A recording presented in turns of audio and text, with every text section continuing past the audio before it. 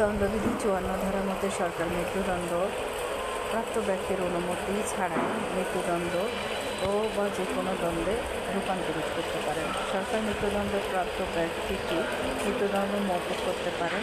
৫৫ ধারার মধ্যে সরকার যাবজ্জীবন কারাদণ্ডকে যে কোনো দণ্ডে রূপান্তরিত করতে পারেন। রাষ্ট্রপতি কর্তৃক দণ্ড মওকুফ ধারা ৫৫ ক এবং রাষ্ট্রপতি একজন মৃত্যুদণ্ডপ্রাপ্ত ব্যক্তি মৃত্যুদণ্ড মওকুফ করতে পারেন এবং মৃত্যুদণ্ডকে অন্য দণ্ডে রূপান্তরিত করতে পারেন।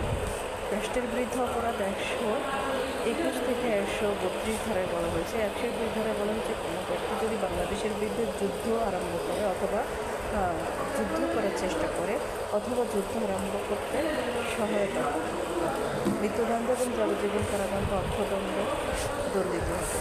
এমনকি কেউ যদি বাংলাদেশের বিরুদ্ধে অভ্যুত্থান যুদ্ধ হয় তাহলে তার একই শাস্তি হতে পারে। রাষ্ট্রের বিরুদ্ধে ষড়যন্ত্র আমল অযোগ্য এবং জামিন অযোগ্য অপরাধ।